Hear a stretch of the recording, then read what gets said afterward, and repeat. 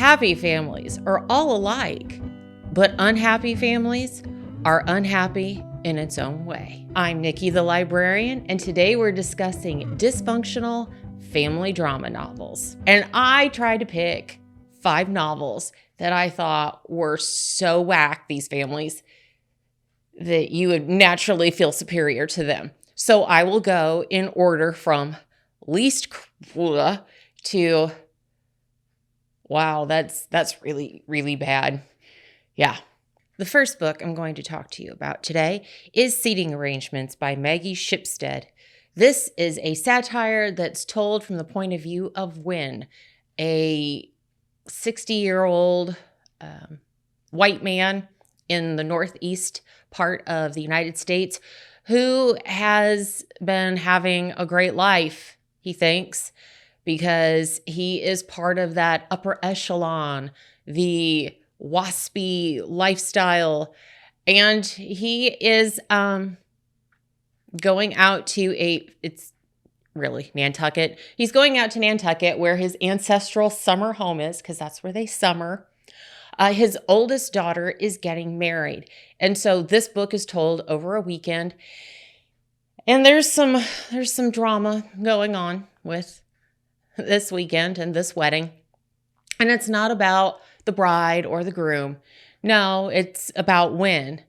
And he is slightly obsessed with one of the bridesmaids who he would really like to sleep with. And in addition to that, there's a younger daughter who really is obsessed with this younger man that she hooked up with a few weeks or months ago, who is the son of Win's rival. They also summer on this island. And so she sees him and she's still trying to get him back. He doesn't want her. She makes a scene, it's drama at the wedding. So, yeah, this book, people call it witty and subversive. If I perhaps lived that lifestyle of upper middle class and came from old money, maybe I would find it witty. I found it entertaining. I was laughing at the whims, the foils of these people, but I didn't laugh out loud.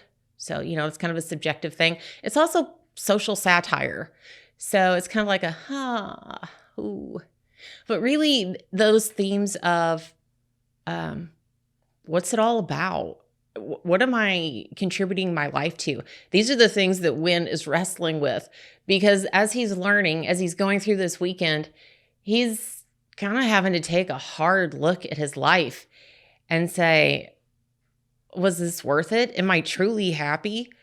Trying to be something in front of all of these other people instead of living my own truth and being happy with who I truly am. Is that what my life is all about? So, yeah, there was some dysfunction in this novel, and maybe some of you can relate to that. Maybe you can't. I don't know, but that is some family drama. My next book is by Karen Joy Fowler called We Are All Completely Beside Ourselves. And this is the story of Rosemary. And Rosemary is in college, and she is coming to terms with what happened when her sister Fern was taken away when Rosemary was like 5 or 6. The family has not really gotten over this. And Rosemary doesn't really know the whole story. All she knows is that Fern left one day and nobody talks about it and nobody says why. And she knows that her older brother has been resentful of her since then. Now, that's a long time, because Rosemary was like 6 at the time, and now she's, 21, 22. And so as she is trying to piece together this story and figuring out how the trajectory of her family has gone, she's learning a lot about herself and her family and how they deal with not talking about things and what happens when we don't talk about things as a family and how it just kind of festers inside. This book is very well written. Rosemary is a very complex character, and I will give you a hint. Don't read any reviews about this book because there's something important that you don't want to know before you go into it. But it's a very good book, and I enjoyed it. And there were even moments of lightheartedness and, because that's life. Sometimes it's sad, sometimes it's funny. And so we take the good with the bad. Ooh, my next book is Burn, Baby, Burn by Meg Medina. This is a YA book, and it's set in the summer of 1977. I love this book. I was born in 76, so I really like this book because I think it's just really cool. And it's set in New York City in the summer of 77, and a ton of stuff was going down in the city at that time. You've got a serial killer on the loose who is shooting people, and that would have been the son of Sam. I don't want to get my serial killers mixed up. There was a blackout that caused a lot of rioting. It was hot. It was miserable because it's New York in the summer, and it's hot and miserable and stinky. So you have all of this unsettling atmosphere and environment. But then we have Nora, who is 18, and it's a classic coming of age story. And Nora is trying to get through with high school, but her life's a little hard because dad is no longer in the picture. It's just mom and her older brother. And mom is trying to do the best she can, but her older brother, it's bad. He is very intimidating, very abusive to Nora and her mom, and just trying to get through the day without setting him off and getting on his bad side. It's hard.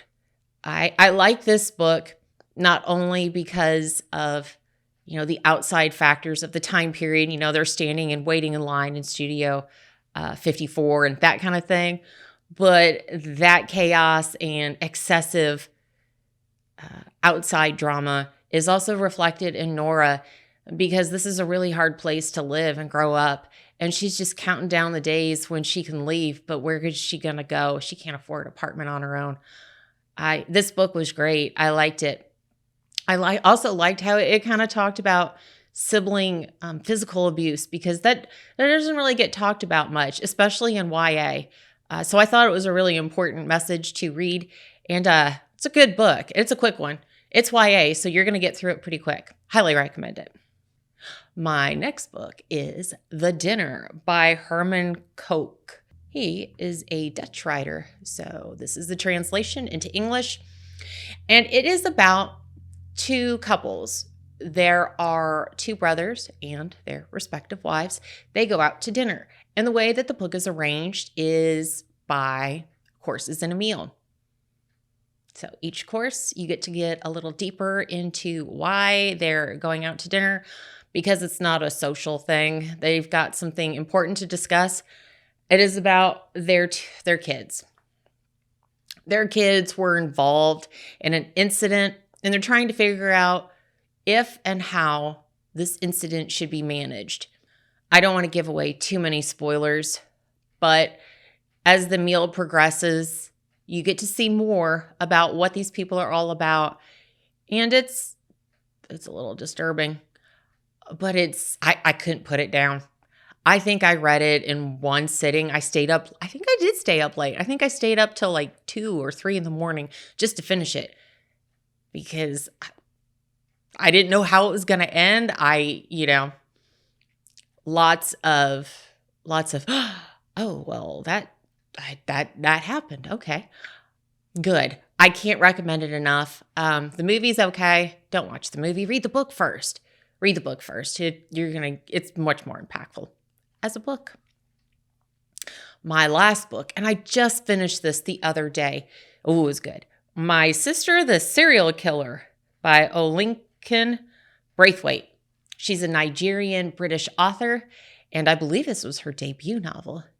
This is about 2 sisters, Corita and Ayula.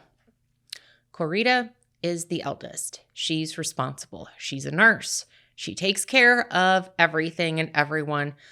She's the head nurse at her hospital. Very conscientious, very hardworking, very on the job.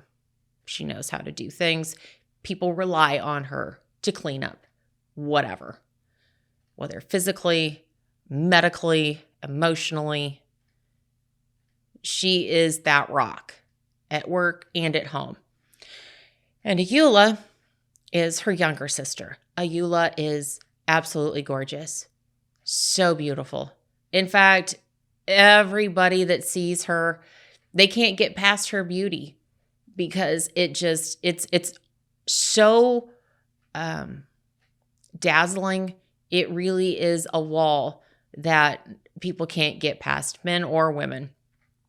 Men can get very possessive around her, and women just want to be like her, and they want to be close to her so they can feel like her. And Ayula is very much into fashion. She has an Instagram account, lots of followers. That's how she makes her money. But Ayula has a problem that Corita always helps her with. And I'm not giving away any spoilers because this is like in the first 5 pages. Ayula has killed several men, and Corita has taken the phone call and gone to her sister's and cleaned up the mess, or gone to the boyfriend's apartment and cleaned up the mess, helped dispose of the body. This is what she's done. And it's become a pattern. It's a bad pattern, but Corita has done this because she loves Ayula. She has been in charge of Ayula since day one, and she takes that responsibility very seriously. Now, are there parents on the scene? Yeah. But dad is no longer in the picture. And mom is yet another Ayula fan. Number 1 star. Nothing is bad when Ayula is around, and Corita needs to get with the program and help out Ayula, because that's what Corita has been put on earth to do, help her younger sister. This dynamic, while it is upsetting to Corita, and she's looking into it, she's like, is my sister a serial killer? Because I'm reading here that three is a problem. We've already buried 2. This third one, well, the system has been upset because one day Ayula comes in and visits her at the hospital where Corita works and meets Tede. Tede is a doctor at the hospital, and he is cute, and he is loving, and he is just so sensitive and kind, and he really listens to the patients. And Corita is head over heels in love with him, but she's very self-conscious. She's tall. She's not beautiful. She says so herself. And so she doesn't really put herself out there, but she tries in an awkward kind of way. Well, Tede sees Ayula, and he's head over heels. He's in love with her, and Ayula fosters that. Corita is not impressed, and she's got a real problem with that because she, number 1, she knows how the boyfriends end, and number 2, this was like her secret crush, and why does Ayula get everything? So all of those feelings that Corita has been suppressing and pushing down for decades start bubbling up. This also was another story that I couldn't put down. It is fast-paced, short-chaptered. Corita is a very complex individual because sometimes you think that she's going to do and then she talks herself out of doing the right thing. And I like this book. It had a lot of questions, and you just wonder how it's going to end. So there it is. My 5 dysfunctional family dramas for you to enjoy during this holiday time.